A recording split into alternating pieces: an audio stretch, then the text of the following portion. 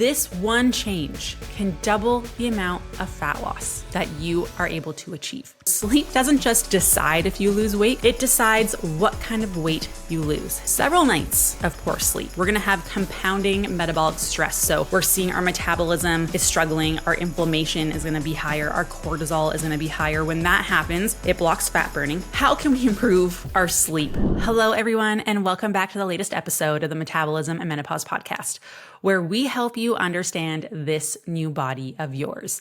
Maybe you've started experiencing some hormonal symptoms, maybe you're post-menopause, but we know now that your body is inherently different. And those old fat loss strategies just really aren't cutting it anymore. So it is time to learn how to work with this new body instead of against it, so you can open up those fat burning pathways, get your energy back, and feel confident again. Today's topic is probably one of my favorite topics because this one change can double the amount of fat loss that you are able to achieve. There was a study done. They had two groups. They had identical calorie deficits. They had controlled meal plans. It was supervised, but one group lost 56% of their weight loss from fat mass. The other group, only 25% of the weight that they lost came from fat mass, meaning 75% came from lean tissues like muscle. What was the difference? The group that lost more fat and preserved more muscle were in bed for 8.5 hours. The group that only lost 25% fat loss and the rest came from lean mass, 75%, were in bed for 5.5 hours. And so sleep doesn't just decide if you lose weight, because both groups did lose weight. It decides what kind of weight you lose. And we want to maximize fat, burning that as much as possible and preserving as much muscle mass as possible. And so we've seen this, right? Where you've had like perfect weeks on paper. Training is dialed, your meal plans are like prepped and ready to go, your macros are right, and then you cut sleep to try and fit it all in. Right? To try and get to the gym a little bit earlier to get those workouts in. This happened to me when I did a spin class challenge, 30 spin classes in 30 days.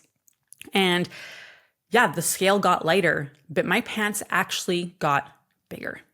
I had a muffin top now. I got softer. I found I was sore longer. My progress pictures did not look good.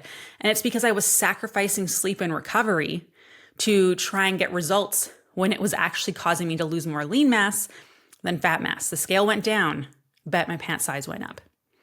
And that's just your body, protecting you. Your fat burning pathway gets blocked when we're not recovering enough. That storage pathway becomes overactive. And your body keeps telling you, we have enough, let's store, even though you're eating less and moving more and following the perfect plan. And so how does sleep actually help accelerate fat loss? 1, sleep flips the anabolic-catabolic switch. So that's burning to building. In a deep sleep, so this means good quality sleep, your body will pulse growth hormone and support something called IGF-1. And this is going to signal repair micro tears and preserve lean muscle mass from the training, from the workouts that you're doing. So if we cut our deep sleep, we don't get as good quality sleep, we flatten those pulses. And then we start seeing more of a muscle breakdown signal than a muscle building signal. This is a problem because in perimenopause and menopause, when estrogen starts to decline, if your testosterone starts to decline, if your cortisol goes up, you are already in a state where your body favors muscle breakdown. That signal gets bigger and your muscle building signal gets smaller. So if we are struggling with sleep, it makes that discrepancy even greater. And so we're seeing more muscle loss than fat loss, which does not equal looking fit, toned, and it's also not healthy because the more muscle we have, the more insulin sensitive we are, which we also struggle with when estrogen starts to go down. We have more healthy mitochondria, which helps turn food into fuel instead of storing it as fat. So if we lose muscle, we also lose that as well, which is the last thing that we want, right? If our body isn't good at taking food and turning it into fuel, weight loss, very challenging, weight gain, very easy, right? At nighttime, cortisol is supposed to go down. When it doesn't, because we're not recovering enough or we're not getting into our deep sleep or we're not in bed long enough, Then we see we're waking up between 2 and 4 a.m. We're struggling with our sleep. We get more of a bigger muscle breakdown signal. That's what cortisol does. And so that means that, again, we're going to see stunted ability to build and maintain muscle mass. And so we're going to lose a lot of that, which is, again, not what we want because it's very hard to build and maintain muscle mass in perimenopause and menopause. We also know that sleep controls nutrition partitioning, which means it is going to influence where calories go. So one night of short sleep can reduce your insulin sensitivity by 20 to 25%, which means your blood sugars are more unstable, which means your insulin is going to be higher. When our insulin is higher, we're typically going to get pushed into that storage state where our body wants to hold on to fat. Our body is never told we have enough, our body's always being told we have enough, let's store. Even if you're eating less, we're still going to see that insulin resistance go up and we're going to struggle with our blood sugars. So now our muscles become pickier about taking in sugar and amino acids, storing them and using them in our muscle cells. It's harder to refill the energy stores, the little fuel tanks in our muscles, and it all gets stored as fat. We don't want that. So one night of poor sleep equals temporary insulin resistance. We're going to have more cravings the next day. We're going to have more energy crashes. We're going to have more brain fog.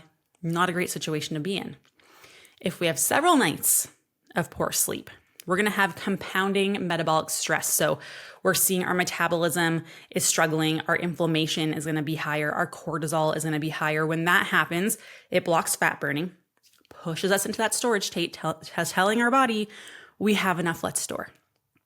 And we also see when this is happening, hormone production starts to decline. Our blood sugars get worse. Thyroid function slows down, making our body worse at burning calories, making weight gain easy and weight loss hard. More gut health issues, more bloating, worse liver detox. We're going to see, worse energy, more cravings, continued worse sleep, and it becomes this vicious cycle. And over time, what happens is with poor sleep and the high stress and we're not eating enough, we have a higher baseline insulin. That's going to result in fat storage around our belly and increased risk for prediabetes and diabetes. And unfortunately, as estrogen declines, we're already at risk of this. So it becomes amplified. This is why sleep and recovery is incredibly important and one of the pillars that clients work on and establish before they can go into a fat loss phase, because otherwise we're going to get subpar results, lose too much muscle mass, and you're not going to look the way that you want anyways. Number 3, sleep is going to shape your appetite, your cravings, and your compliance. Shorter sleep lowers leptin. We did a whole podcast on leptin. Leptin's a hormone that makes you feel full, but it also tells your body that you have enough and you can burn off what you have. So when our leptin is lower, we don't get that burning signal and we're also hungrier. We're not going to get that full feeling as early, so it's easier to overeat. We also see that our ghrelin is going to be higher. This is the hormone that tells you you're hungry. So you're going to be told you're hungry more often and you're not going to be told you're full. That makes it hard, right? You're going to have this net effect of more hunger, stronger cravings for hyperpalatable foods, louder snacking voice in the back of your head, right? Even if your willpower is super solid, it's going to be really hard to combat that, which is going to make, again, weight loss very challenging. For myself, I found something I did in university. I used to track my sleep a ton with my Fitbit. Back in the day, now I have an Oura Ring and I love it. But with my Fitbit, I found if I slept less than 7 hours, 6.5 to 7 hours, I would eat on average like 300 to 400 calories more a day, which is a lot if that's compounding over time, right? And then number 4, sleep sets the recovery architecture. So what do I mean by that? So deep sleep, REM, your equals body repair, right? We have REM and we have stage 2 sleep. That's going to help with motor learning and with neural recovery. So what you're going to find is, you're going to, in terms of gym performance, you're going to have better technique, safer lifts, be able to generate more force, more strength, more output, and you're going to be able to recover a lot quicker, which is going to help you build muscle mass. So in bottom line here, when we're looking at sleep, in a calorie deficit, your body is already going to be favoring muscle breakdown. This is what happens when we lower our calories. In perimenopause and menopause, we're also going to favor muscle breakdown. Then if you add lack of sleep on top of that, it really just busts open that door, burning through muscle that you've been working so hard in the gym to build and working so hard to keep. And then it slows down your ability to burn fat, which is, what we're trying to accomplish is burning fat, maintain muscle mass, burn fat, lower our body fat percentage, right? And so this is a big reason why we can see a lot of women struggle, right? There's lots of stuff that can contribute, but sleep is one that's really underrated that people do not focus on because they do not think it makes that big of a difference. But the data shows that it makes a massive, massive difference. And this is why you could be doing everything right with nutrition and exercise and still be stuck. Because you can hit your step goals and your lifts and your protein, 5 to 6 hours of sleep, not going to cut it, right? If we are scrolling on our phones before bed, that's increasing cortisol, make it very hard to sleep. Also, muscle breakdown increases, right? We see cravings that spike by 3 p.m. It makes you struggle in your workouts. Your recovery lags. You might look smaller, but you look soft, right? There's no definition there. I hear people do this or complain about this a lot. And that's not failure. Okay, that's just physiology. It's how your body works. And when we're not sleeping enough, when we're not recovering enough, your body doesn't feel safe. So it holds onto fat. It spends muscle and keeps whispering in the back of your head, you need more snacks. You need more snacks.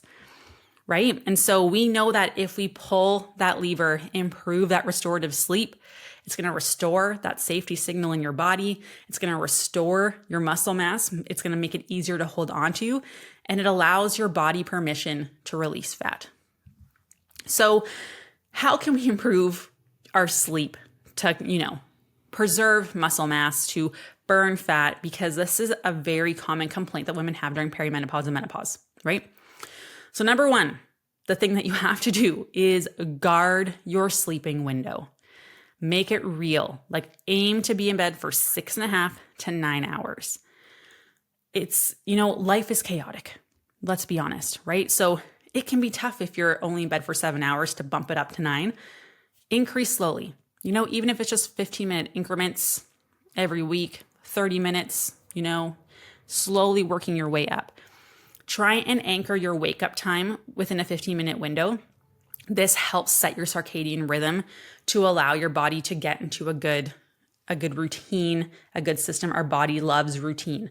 And so if you can wake up within the same 15 minutes every day, you're going to see so much better consistency with when you fall asleep as well. Because that consistent rhythm, our body loves that. It views it as safe. It'll allow your fat burning pathways to open up, allow and give you permission to burn fat. The next one is stacking an evening routine for deep sleep. And this doesn't have to be this hour-long huge event. Let's be honest, we ain't got time for that. We're running around with kids. We want to squeeze in a little bit of Love is Blind on Netflix, right? Our life is chaotic. There's always things going on.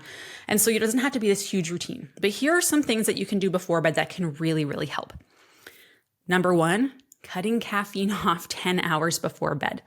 That 4 p.m. latte is going to still be in your system at 10 p.m. Has to do with the half-life of caffeine. Be paying attention to sodas because that also has caffeine in it, and chocolate, right? Some people are very sensitive to this. Number two is screens, e-readers, bright devices, cell phones, TV. All of that blue light suppresses melatonin before bed. And melatonin is your sleepy hormone. It's what helps you fall asleep. It's also a master antioxidant with crazy benefits for lowering inflammation, which will then open up our fat burning pathways, making weight loss even more easy. And so we want to make sure that we are producing melatonin as best as we can. That requires decreasing cortisol. So avoiding screens before bed is one of the best things that you can do. You can buy those blue blocker glasses, right? Things like that really help. The other thing that you can do to lower cortisol before bed and increase melatonin is a bedtime snack, which people are eating before bed, I'm going to gain so much weight. No. Let me walk you through this. A lot of the time when we are, going to bed, the reason that we wake up, say between 2 and 4 a.m. is typically because cortisol spikes. It usually spikes because your blood sugar drops. And so how can we support healthy cortisol throughout the evening so you're not waking up in the middle of the night? That bedtime snack with carbohydrates will help bring cortisol down, allow melatonin to come up to allow you to fall asleep easier. How do we avoid having our blood sugar drop at nighttime? Pairing that high fiber carb with a protein or a fat. And so for me, my favorites are oatmeal with like some protein powder or Fairlife milk. That's a really good one, depending how many calories you have to use at the end of the night. I also love doing popcorn with a piece of cheese. That is one of my tried and true. We have women who do a whole grain bread with some peanut butter, yogurt with a little bit of protein powder. That can be very helpful as well. We do find fruit before bed typically tends to bother some people. So that's just something to be aware of. So using something with a little bit more umph to it that takes longer to digest typically is going to keep your blood sugar stable throughout the evening and through your sleep, and avoid that blood sugar drop and cortisol spiking, which then wakes you up. The next one is temperature, keeping it nice and cool. We're looking at like 17 to 19 degrees Celsius, which is about 63 to 66 degrees Fahrenheit. A heat cue. I love this one. 10-minute warm shower 1 to 2 hours before bed helps you fall asleep faster as well. So this is one that I do all the time. Bedtime snack, the heat, the shower before bed, always. The next one is use protein timing to protect muscle overnight, right? On training days, especially lower body or higher volume where you're pushing a lot harder, having 30 to 40 grams of casein before bed can help keep the protein muscle building signal higher overnight time. So that is something that you can look at as well. It helps improve recovery. This is something a lot of really consistent lifters will do. If dairy doesn't love you, you can get like a slow digesting blend as well. But that is another option that you can look at. This is one that I would do last. Do everything else first. We all tend to go for those supplements, right? Okay, then we also have spot the hidden sleep thieves. There's always little things. So one is alcohol. Oh, alcohol. Everyone thinks like a little nightcap's going to help you fall asleep, right? However, we know it actually distorts your REM sleep and lowers your quality of sleep, even though it might feel like it helps you fall asleep quicker, which then is going to result in less fat loss, right? So it's a net loss in recovery. Your liver is working so incredibly hard to try and get rid of alcohol in your system that's not focusing on anything else. Late evening intense workouts is another thing to be mindful of. It can spike your core temperature. It can increase your cortisol. If nights are the only slot that you have, make sure you do a good cool down afterwards, a short warm shower afterwards. Keep the lights low. We want to really try and bring that breakdown cortisol signaling as much as we can before bed. And also weekend jet lag. This is something a lot of people don't think about, but sleeping in way later or pushing our bedtime way later can really trash kind of control in your body, even if total hours are similar. And so keeping wake times close will help you be more effective at getting the results that you want. And then the other thing that I wanted to mention with sleep is if your calories are too low in general, that's just going to be a higher stress response and you're going to find you really struggle. So when we're working with clients, a lot of people, we have to go into a reverse dieting process where we do have to slowly and strategically increase your calories to lower that stress response.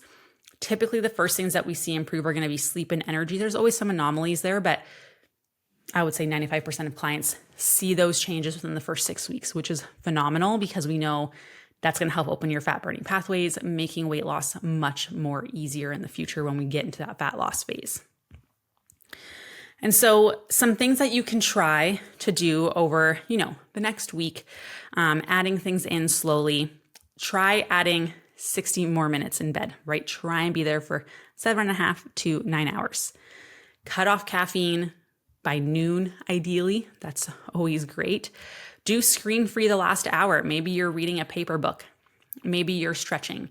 Maybe you're doing feet up, prayer, journaling, having that pre-bedtime snack, whatever that looks like.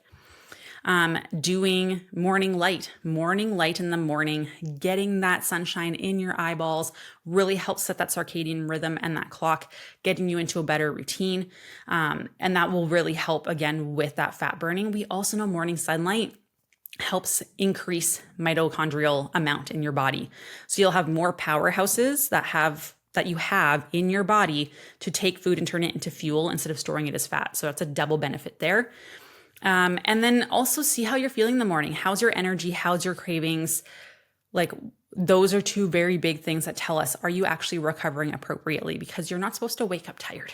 You should feel energized. Most women are going to notice some changes within the first couple of weeks of doing this. It's more stable appetite. Gym performance typically improves. The scale may barely move, right? Like, we aren't necessarily going to see dramatic drops in the scale, but you will typically feel less inflamed, which is awesome. There might be less bloating. You'll feel leaner, more toned, which is awesome. And so some little quick things that I want you to really remember before we wrap up here is, number one, same calories, different bodies. Adequate sleep, 56% of fat loss from the total weight they lost, 56% came from fat. Short sleep, only 25% of the weight loss came from fat. So they lost more lean muscle mass. We don't want that. That's the difference between 8.5 hours of sleep versus 5.5 in a calorie deficit. Hunger hormones. Short sleep means fewer fullness cues, so it's a lot easier to overeat, and your hunger hormones are going to be higher, leading to cravings, making it harder to combat those. Insulin sensitivity.